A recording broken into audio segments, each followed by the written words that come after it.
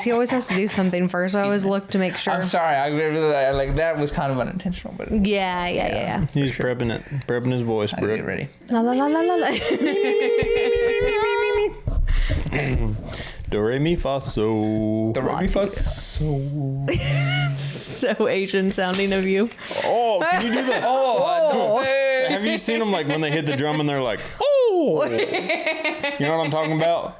But there's like, it almost doesn't sound human. They're like, oh. But it sounds like it, like the sound, like they're trying to match the pitch. No, they just hit the drum Oh. and then they go, oh, oh, something like that. That was closer. I don't know.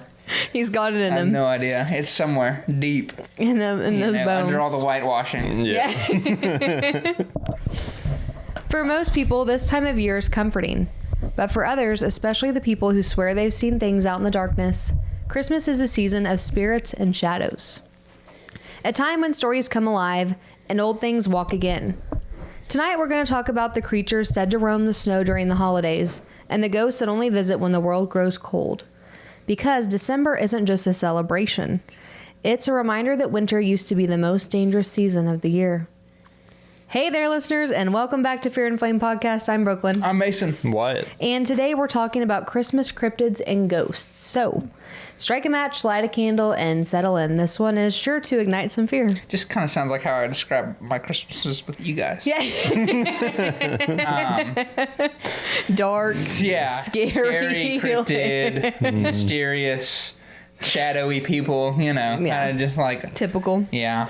I agree. But it's fine, you know. Do you guys, does anyone have Christmas as their favorite holiday? It's up there.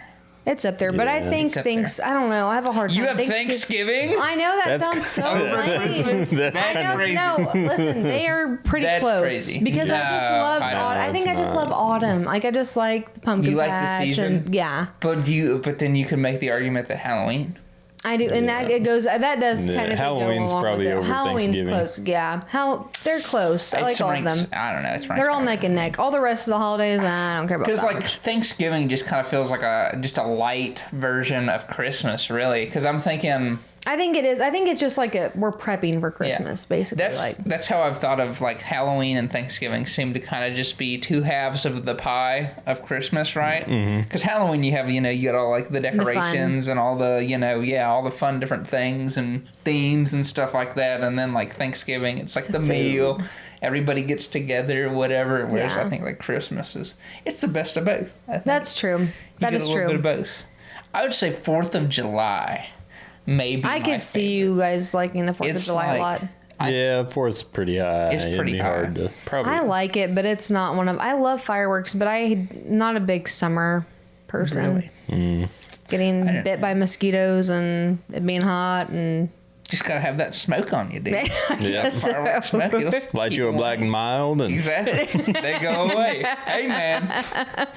I saw somebody say, like, on the internet that their grandpa used to make them, like, smoke a black and mild to keep the mosquitoes Oh, away. wow. Yeah. And it does, apparently. I believe it. No, I think, no. I think Christmas isn't. If it's not my number one, it's my number two. Yeah, Yeah. that's a good choice, I think. Long before Christmas trees and Santa Claus, winter was considered the thin season. So the time when the boundary between the living and the dead stretched thin from the cold. The longest nights of the year made people believe the dark had more power and the living had less. Across Europe, people lit fires not for decoration, but from protection from the cold and things they believed lurked just beyond the firelight. In Scandinavia, it was said the dead could walk freely on winter nights. In Ireland, spirits visited family homes during Christmas week. And in the Appalachian Mountains, people believed that if you were quiet enough, you could hear the voices in the snow. Whispers from whatever lived between the trees. Today, those beliefs sound like folklore, but people still report strange sightings at this time of year. Ghosts seen only in December and creatures that seem tied to the cold. And you can hear anything in Appalachia, though. I mean, Yeah. you're quiet enough. There's got to be Yeah, something. there's something out You know, there. no matter what time. yeah. I think, There is something interesting about winter being a time that everybody mainly focuses on the happy, good, all the cheerfulness, but it definitely was not like winter was brutal for a lot of Winter people, being places. a fun and happy time definitely is a new concept. Yes. I think in history. Yes, for sure. I think that there was a time where it really was like we do everything we can Just to live. yes, to survive. In fact, I even talked to this with Lauren about how, like, the Pilgrims coming over, man. You literally spent the whole year just prepping to survive. Literally, The just so winter. you could live. Time, dude. It's true. And it really does make me think. I wonder. So Jesus' birthday, right, is I think like his actual birthday. It was not It's like actually something in like winter. springtime. Yeah, right? yeah, I think, is what they or- say. Or Sometime that was maybe even Later. summer. Yeah. Yeah, like it was not. I think that they decided that we're going to have it in December just to like have a little bit of hope Yeah. in the people's hearts. give the people something. Genuine, like something Yeah. to like kind of like make Cling it through. to. Yeah. Yes, be like okay, like a halfway point of like if we make it to Christmas, it's gonna be a good time. We're gonna celebrate whatever. Yeah. And then we just have the other because if you just had like 4 uninterrupted months, I put up a 5. 4 uninterrupted months 4. of just straight inside cold. Like Depressing, yes. dark, Yeah. scary. Yes, People like are it's, coughing, dying left and yes. right. Yeah. There's 10 hours of sunlight. People get all Yeah. kinds of wacky different diseases because they're all bundled up together. Yep. I think it wouldn't be as good of a time. I agree. I agree. I think that's part of the seasonal depression thing. I think it's like almost a genetic. Yeah, I've never considered that, but that could be the case. Yeah. It's bred into us because Yeah. it was such a bad part time. part of it is like the not being outside as much and the not as much sunlight. But I do wonder if part of it is the genetic. Because everybody, it was such a horrible time grieving and Yeah. Yeah, because if you went out there, chances are, your kids probably ain't making it very far down the genetic line. Yeah. I don't know if that chain gets unbroken throughout the years. If Well, you're just like, I'm going to go out and hang out in the -10. yeah. What was the cannibal party that got caught on the mountain? Donner. Donner, the Donner party. Yeah. They had a really, really rough winter. They had a really rough time. Whenever you get so desperate that you're having to eat dead bodies. Oh, they were like, eating the roofs of their huts that they built. Oh, yeah, they were they eating- built huts. They built the huts out of the hides of the animals that they had, like their mules and their. Yeah, you think My Strange Addiction is bad. Yeah. People eat You know what? mattresses. Yeah, they were eating their own huts. And I think it's at that point to where if you eat my body, I think I'm not that mad. Because if you're sitting there eating No, your you roof, don't have a choice. if yeah. you're eating on your roof, Yeah. rather if you're out there chewing on a shingle, Yeah. then yeah, whatever. I think like at that here's point, the issue is where it gets is some people they're not for sure if it was like the person passed and then they were Oh yeah, eaten, some of it was they think some people were murdered. So that's where you have an issue. Like if it's survival and somebody passed and you don't have any other choice, not that we should just be discussing cannibalism like this, but understandably, like if something happened and they're gone, that's different than oh man, he's looking pretty good over there. I think I might just have to. I think just give a brother an arm. Give him a leg. You don't need all of them. You know what I mean? Like I think if you're just willing to sacrifice that much, then maybe they aren't gonna just go for the whole pie. You know what? I can tell you're really hungry. I'll give you my pinky. Yeah, like let's that's probably your way to buy out of the whole murdered thing. Yeah. Is just, I don't know. They might be like, you know what? He was but willing now to sacrifice he's weaker, that. so maybe that's the problem. Now he can't run away. Yeah. You know what I mean? Like He took off too many toes. so I don't know. For more than a century, families across the world have claimed that Christmas Eve brings visitors, uninvited ones. So, a ghost that is mostly associated with Christmas time is called the Christmas Mourning Ghost. There's a particular type of apparition reported only around the holidays. It doesn't attack or speak, it simply mourns. People describe seeing a pale, lonely figure dressed in outdated clothing. Sometimes they say like Victorian era dresses, long coats, bonnet shawls. There's always a little bit different of a catch to each place that it's in, but it's typically they stand around people's homes late December. The first of these that we'll talk about is in Yorkshire. This is the Yorkshire spirit. This was in 1980s England, so way back. Way back. Way back. Anybody born in the 80s? Whoa. 1800s. Oh, 1800s? Yeah. You said 1980s. Sorry. 1890s. I guess I'm dyslexic. That's better.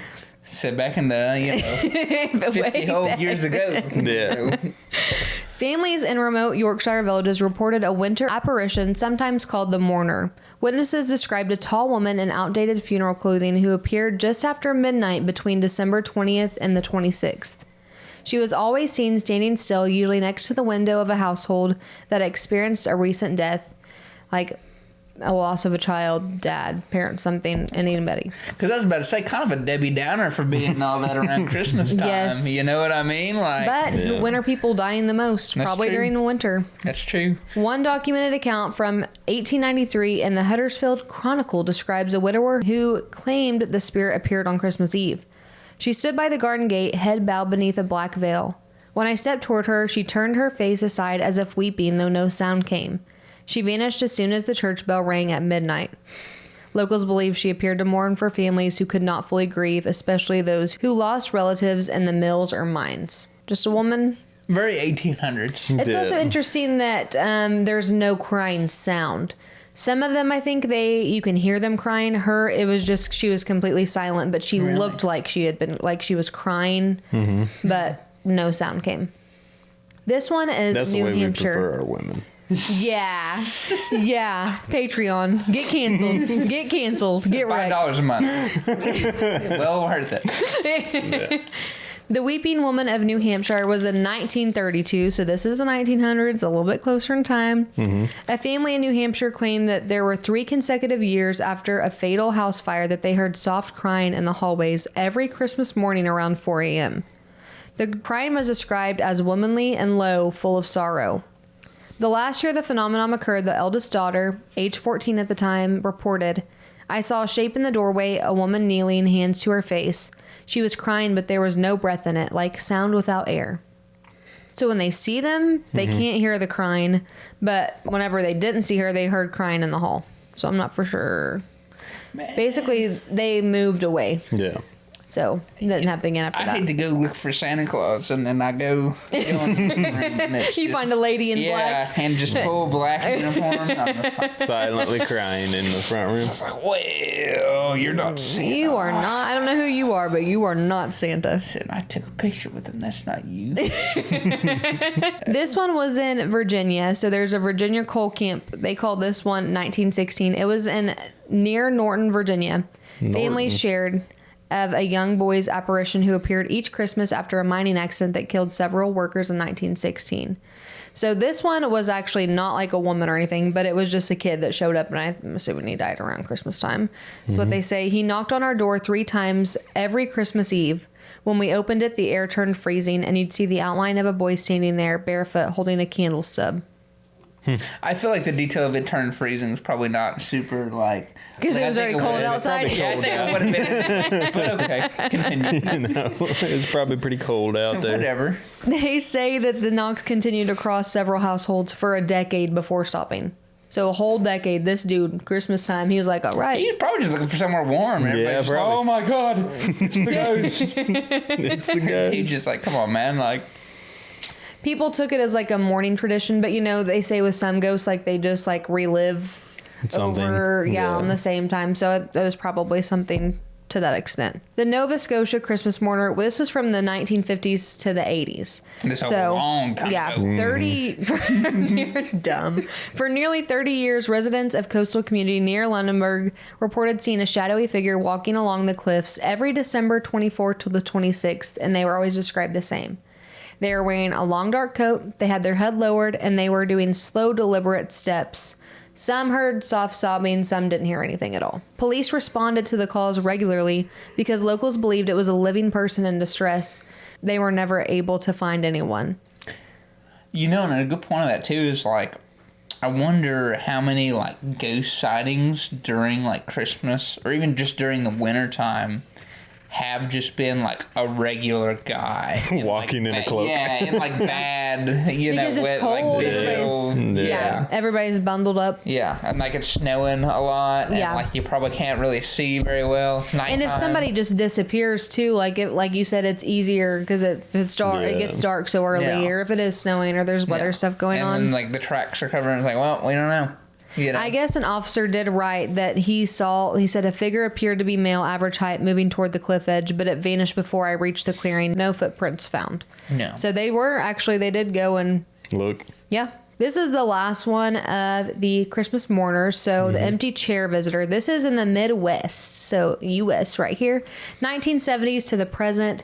This is the most modern version of the Christmas mourning ghosts. Households that have lost a family member, especially within the year, sometimes report seeing a figure sitting in an empty chair shortly after midnight on Christmas morning. Most describe a human-shaped silhouette. Features are blurred, the figure is sitting still, and it's often positioned where the deceased relative used to sit. One family in Iowa interviewed in 2004 and said, "It wasn't Dad. We didn't see his face, but the shape sat the way he used to. Shoulders leaned forward, hands together. When we turned on the light, the chair was empty but still warm." So they classify this, apparently researchers do, as not as a haunting but a seasonal grief apparition, a phenomenon associated with emotionally charged anniversaries. So just like people I can today. see like maybe you're subconsciously associating like, Yeah. you know what I mean? Like, Or just the... or it's just their ghost. Yeah. yeah. You Just know? a ghost. Could But you can see when people are grieving and stuff too. I feel like you're looking for signs, you're looking for things because you're Yeah. wanting to hold on to that person and see I think that's some of what like I think seeing ghosts and stuff like that is just your brain like trying to find something yeah. where there may be nothing, and then I think that may be even worse with like, hey, now you're trying to find something from that Them. person Yeah. that you lost. Yeah. Just like having dreams and stuff, which I do think some of them are spiritual. Some of them I do think are spiritual, but some of them I do like it's just you miss someone. Yeah. You just want to see them again. Yeah, you're just So- they're on your mind, you know. Yeah. That's all for the ghosts. So Christmas ghost, specifically the morning one, which I think is very interesting because like we were saying, Christmas is supposed to be cheery and fun, but Yeah. in reality it was a time where a lot of people lost family members. Yeah. And so just interesting to me that out of all the times of the year, that's whenever there's a ghost specifically for mourning. Yeah. Yeah, because it is. I always think it's so funny that I really think that we have to make our own like cheer and happiness in the middle of the winter because Yeah. if we don't, there's not Nothing much of else it left. around. Yeah. Yep. You know, Yep. like everything's dead, all the animals are gone. You know, it's cold. Golly. Everything is dead. Yeah, all the trees, everything, and you're just kind of like, well, All right. Well, if I'm going to be Yeah. depressed, I don't want to be even more depressed. yeah, So you know. let's make up something to have a party about. So you know, Jesus' birthday. You know what? We'll say it's in the middle of winter. That's fine. That's when we'll celebrate. Too much other stuff going on and Yeah. this time of year. Yeah, you know, we already got Easter over there. We'll just move her back. Works perfect. Yeah. And the holidays can kind of be just naturally, even nowadays, can be a stressful kind of. It is yeah. a time, yeah. Yeah. Oh yeah. And for a lot of people, it can be depressing. Yeah. Plus, like, especially if you lose family. yes, Yeah. you're grieving if this is your first holiday, like, without someone. Yeah. Like, it's just it's a very hard time of year because it is a very memorable also. There's so many highs and lows with the Yeah. Christmas time, Yeah. holiday season. Anytime you have that great amount of happiness, at some point it's gotta Yeah. you Be know sad. Yeah. Yeah. So let's move on to something more fun. Christmas cryptids. All So right. These mostly are lore. I don't have a ton of like accounts where people have encountered them or seen them and stuff. But these are just like traditions that have been passed on of lore of some of these. Heck I yeah. might pronounce some of them wrong. I might have to look up pronunciations on There's some. a But couple funky ones, dude. I know Yeah, a couple yeah. like Santa ones too. Yeah. that are yeah, like, which man. I didn't get into those too much because we might do our next one on that. But the first one is the Yule Cat. Yep. Iceland has a long, dark winter, and with that darkness comes the legend of the Yule Cat, a creature said to roam the snow-covered countryside around Christmas. People described it as enormous, its fur completely black except for its eyes, which were as bright as fire. The Yule Cat wasn't a playful holiday mascot. It hunted. It waited in the snowdrifts for travelers walking home at night. It was said to drag away anyone who didn't receive any new clothing for Christmas, a strange superstition tied to ancient winter survival. But modern sightings are the unsettling part. Farmers have claimed to find giant paw prints in the fields after snowstorms, prints too large for any mountain lion, too far apart for any normal cat. A few hikers swear they've seen a low, shadowy shape moving through whiteout conditions, almost gliding over the snow. Some thinks it's a spirit creature, not flesh and fur, but other thinks that it's living animal. Yeah. So basically, if you are poor and your family couldn't afford to buy you new clothes, this thing was going to kill you. Like the Yuletide stuff. Yeah. Salmonella has a really good video on it, actually. A lot of that stuff is like things like that. It's like literally your Like if you family didn't was get a new poor, pair you're of going to shoes. die. Yeah, you're dead. Yeah, isn't that so? But it's, Well, it's like it's incentive. to prove You it's better go it's get like some. to say it's like an if you don't incentive. have warm things, if you have nothing to keep Yeah. you warm, like You're gonna die. you Yeah. could die. Better get a pair But of that is socks so on that rough to wish be like list. to a little kid, like imagine being bullied back. Well, but remember, like, when being you're bullied. kid- That's an important thing, a lesson to teach, though. Yeah. I guess, but Yeah. you're being bullied by other kids, and you're like, "Oh, that's an old shirt. The Yule Cat's gonna get you." That would be My mommy hilarious. got me a new shirt. That would You're be gonna, like- that's easiest so way to messed bully. up. Like, That's man, terrible. Said you that the Yule Cat only. He's gonna I get also I didn't look into this, but it's interesting to me that it is fully black, or they see it as being fully black with just its eyes that are colored. And I wonder if some of that, like, you know, why people don't like black cats. I wonder if it stems from this folklore legend or not. I didn't look into that, so I don't know if that's proven. I think there's a but I couple could see that different interesting. civilizations and stuff that have seen black Like, cats. yeah. Yeah. Maybe it's just because, like, I mean, they're dark. It's dark at night, and you can't really tell. Yeah, you can't see them at night. Kind of adds to the... Yeah, the mystique. The mystique of it all. But no, yeah, I think, I mean, because I remember when I was a kid and I was getting clothes, and I was like, well, dadgummit, you know, I want an Xbox Socks game. is I a want big a one. toy. I don't Like want socks no- is a big one through all of them. They Yeah, socks like, are very if important. you didn't get new socks, you're gonna die. You could die, yeah. Yeah, I don't know. People really like socks. Back then, man. You got to keep your feet warm and Everybody was talking dry. about- Yeah, because Like, the it's very hypothermia is what will get you. Yeah. Yeah. Yeah. Shoot, son. I need new socks. I think I got a hold of mine right now. I mean, Socks the are always Yule needed for Christmas. Thing is gonna get me, dude. If you guys, we'll send you our PO box by Mason. I'm just kidding. Socks. Whatever you'll send. All right. Preferably not pre-worn, but I'll take whatever. You know. The next one is Grilla and the Yule Lads. So Yeah. you've probably heard about this one. I know why it might have, but I think I've heard of this one. long before Iceland made them cute for children, the Yule Lads were terrifying beings. Strange, mischievous figures lurking in the mountains. Their mother, Grilla, was worse. A giantess who walked with heavy, crunching footsteps that echoed across valleys. A creature said to smell like snow and soil. She watched villages during the Christmas season, approaching homes where children misbehaved. It's also been said that sometimes she would travel along with the Yule Cat, even though they're not in the same region. I've seen things where people are like, Yeah, "Oh, they that's like blend her, it. yeah, that's her cat." Some modern hikers swear they've seen a massive silhouette moving across the ridges where no human could climb. A few reported hearing deep rumbling sounds like something breathing in the darkness. Grilla was born from fear of winter starvation. She was kind of similar to the Yule Cat, where they're just like punishing people for being poor. Yeah, man. I remember, I think it Walk was in. And the lads. Salmonella's video that talks about it, but there's, like the lads, one of them like licks all your spoons. Yeah. Yeah. Just like Yeah. the weirdest crap. The weirdest crap. Like, oh, if you don't have enough food in the pantry, I'm going to come do some weird Yeah. stuff. Yeah.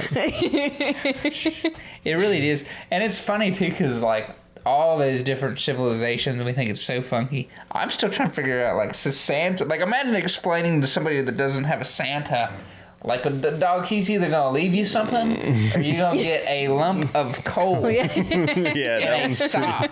that one's pretty wild too. You But at know? least it's not like, oh, you were on the naughty list. Santa's going to kill You're you. dead. We're Like taking it was you like, to the oh, underworld. if you were bad, you got to You're thing of mine coal. now.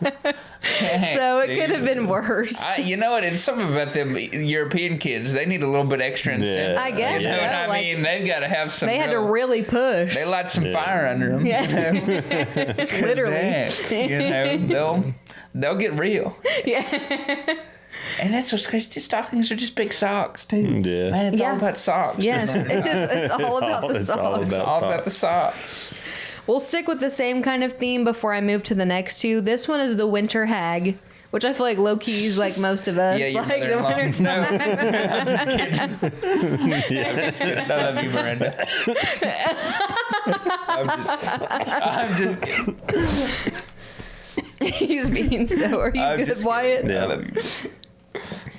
The winter hag. My head went the same place. I was going to say, oh, the in-laws. Yeah.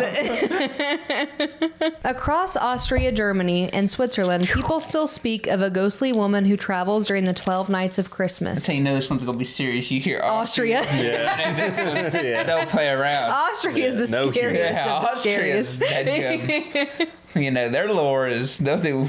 They'll do some crazy They're stuff. like, yeah, little Timmy, the night bat will come and take your left hand away if you don't say your prayer tonight. Froparkta is a winter spirit with a face pale as frostbite and hair like frozen river water. Folklore says she appears near windows at night, peering inside homes. Sometimes she's seen walking alone in the mountains, even during storms where no human could survive. People in the Alps report seeing a woman dressed in white moving against the wind as if it barely touches her. She vanishes when approached, leaving no footprints behind. She is less a creature and more a warning that winter can be rough. I think she just was creepy. Like she just like looking in. She's a like, peeping what Tom a y'all little got going bit. on? Winter hag. She's like, Yeah. Y'all staying warm? It's kind of nosy, dude. And they called her hag for that. Yeah. Aren't all hags a little Said nosy? she- Probably a little nosy. Said she ain't even killing you or nothing. She just Looking. you know. I mean, she just wants to see you. She just likes to watch. See what's up, man. The last two are ones that I feel like we could relate to a little bit more because we're in America. So the snow wraith is one that's supposed to be related to the Appalachian Mountains. There's an eerie creature known by many names. The snow wraith, the frost walker, the white man of the storm. Descriptions are consistent. I've been known as tall- the white man of this. That's actually white. That's what they called white in high school. We got to cut that. Too. Why? That's just That's dumb. not bad. Oh. A tall, thin figure. I wish I was both. Too tall to be human, seen during blizzards. Not walking, but drifting. Its body looks like it's made from blowing snow, but its eyes shine through the storms. Some travelers described hearing the wraith whisper their names. Others claimed it appeared just beyond the edges of their headlights, moving faster than the wind. I think they're just seeing some snow. Yeah. It's starting to sound like. Yeah, a little snow blindness kind of. So basically, I have two different stories that we'll recount. One is in Canada. This is in Alberta, Canada in 2018. A family of four rented a car winter cabin near Banff for the holidays. The father, Daniel, stayed awake late Christmas Eve after the kids went to sleep, cleaning up wrapping paper and warming his hands by the fire. Around 2:30 a.m., he heard something brushing against the Dang. living room window. He stayed up real Yeah, he had to clean up. How much, man? What do you? At what point do you just call it a night? A light scraping sound, steady and slow. He assumed it was branches blown by the wind until he remembered that the nearest tree was 20 feet away. When he looked toward the window, his heart dropped. A tall, slender figure named Wyatt stood just outside. No, he wasn't. No, he wasn't. Its body almost blending with the drifting snow. Its face was inches from the glass, but its features were blurred, like frost patterns shifting beneath a veil of ice. Daniel froze. The figure did not breathe, did not blink, did not move. It simply watched. After nearly a full minute, the thing turned its head not naturally, but smoothly, like its neck wasn't jointed, and began drifting along the side of the cabin. That's pretty freaky. Daniel ran from the window to window trying to track it. I think I would not do that. I'd be like, well, I think Daniel stayed up to 2:30 and had a little too much eggnog. Yeah, that brother wasn't cleaned until 2:30. Come on, man. He is not. There's not that much that needs to get cleaned. Every time he reached the next room, the figure had already moved past it. No footsteps marked the snow. No shadows broke the whiteness outside. In the morning, they found a long streak of frost across the glass. The outline of a tall figure silhouette still visible hours after the sunrise. Man, the he family took checked out early. way too long to get a gun. Is that not just Jack Frost? Is the snow wraith like Jack Frost? Maybe like Loki. He's kind of a peeping tom, like the winter hag a little bit. Your dad's running through a cabin. Where is he? Room to room. Son, come here. Look, you can see him. Got your kids out. Yeah, it's 8:30 a.m. 3 o'clock in the morning looking for footprints. His brother got the DVR undone, everything. He's got the back of the TV open. Yeah. Dad. The next one is Clay County in West Virginia. This was 2013. Yep. In December of 2013, a hunter named Mark was packing up after a long day in the woods. A heavy snowstorm had rolled in early, swallowing the trails and cutting visibility down to a few yards. Mark decided to follow the ridge line back to his truck, a route he'd walked hundreds of times. Halfway across the ridge, he noticed something through the blur of snow. A shape, tall and thin, standing about 30 yards ahead, not moving, not hunched like a deer or bear, just standing. Mark shouted, assuming it was another hunter who had gotten turned around, but the figure didn't answer. When he stepped closer, the figure drifted sideways, not walking, but sliding with the snow, its outline flickering like it was made of blowing ice. Mark later said that he felt the temperature drop instantly, so cold his eyelashes froze. The thing had no face. Or maybe it had one, but the snow kept swirling through it. When it moved, it didn't lift its legs, just glided. Silent, weightless. Mark fired a warning shot into the air. The echo rolled down the ridge, and when the sound faded, the figure was gone. He followed the spot where it stood, expecting footprints, but there were none. Smooth snow untouched. Mark refused to hunt that ridge after dark ever again. It's interesting, the drifting, but it's also funny. Yeah. Like, I don't know how scared I have to be if somebody doesn't respond or anything and they just like start disappearing into the snow. I don't think I'm just going to start bang, bang, bang, bang, bang. Just let them disappear. And he wasn't hanging around anyway. No, I think, but I think all of them mentioned gliding. Yeah. And I do wonder, It all. but how unintimidating would it be if they've got to like, If they gotta like walk. all their way they're over to super you. They're like tall and trudging through lanky. 2 foot of Yeah, snow. Yeah. you know what I mean? It's kind of not as like, I'm like, well, Yeah. It's kind of embarrassing to walk like that. like I think I'll be able to make it out. Yeah. Yeah, the spirit kind of gives you the ick.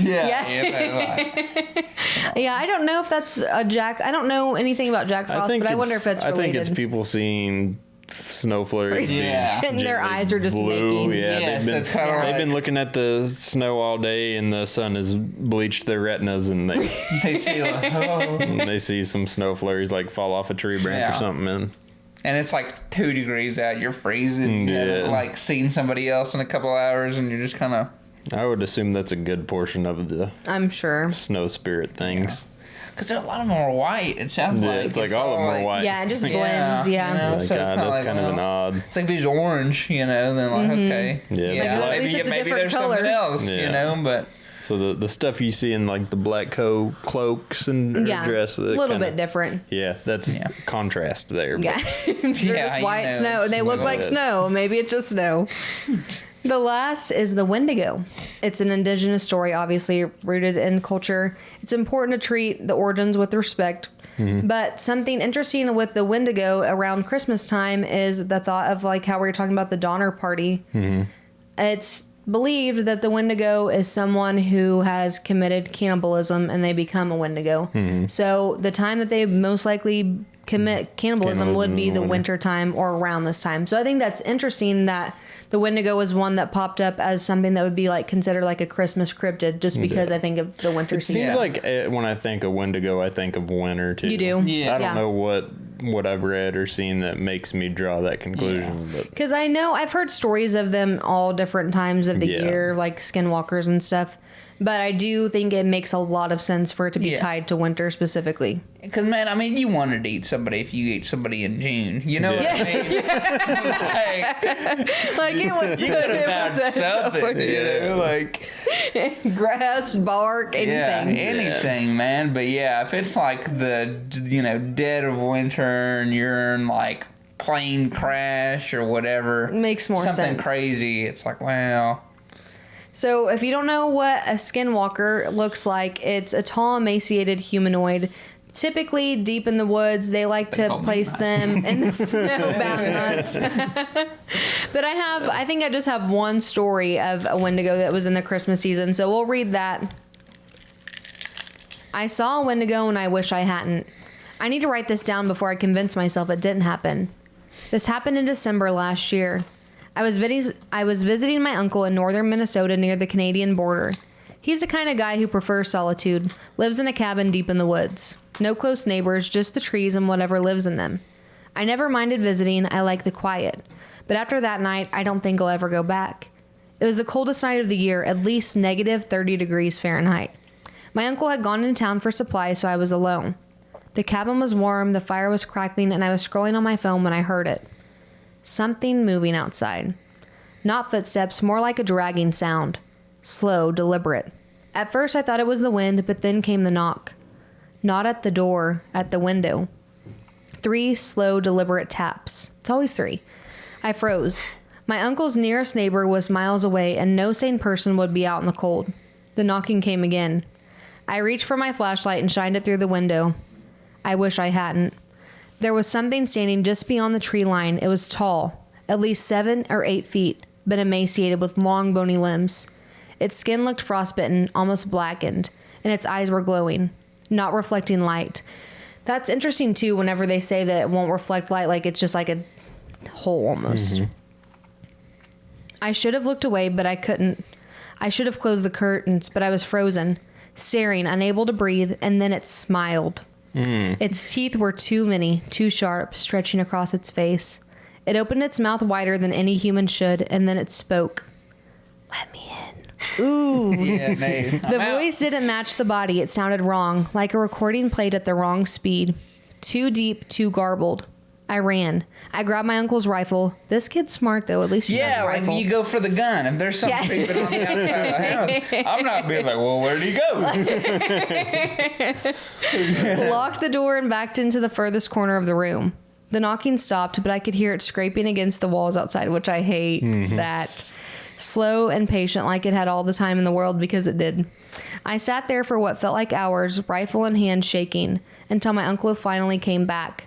The second his headlights swept across the trees, the noises stopped. He found me pale, sweating, and gripping the gun like my life depended on it. I told him everything. He didn't say a word, just nodded and checked around the cabin. When he came back, he looked unsettled. There are no tracks in the snow, he said. Nothing. That was impossible. I heard it. I saw it. But there was nothing outside. No footprints, no marks on the walls, just the untouched snow and silent watching trees. I left the next morning and haven't been back since. My uncle still lives there, but he told me something before I left. If you ever hear it again, he said, don't look. And whatever you do, never let it in. I haven't told anyone else until now, but I know what I saw, and I know it's still out there. Man, I don't know if I'm letting my uncle back in. Yeah, that was kind of my thought. You know what I mean? Like, You might just yell you were to me. stuck out there. Yeah, you might just yell to him, stay in the truck. Yeah, and no. Skinwalkers are one of the scariest cryptids Yeah, to me. they are. They are one of the scariest cryptids. Oh, yeah. Christmas is usually framed as cheerful, warm, and bright, but it grew from a season that was once dangerous. A season defined by darkness, cold, hunger, and fear.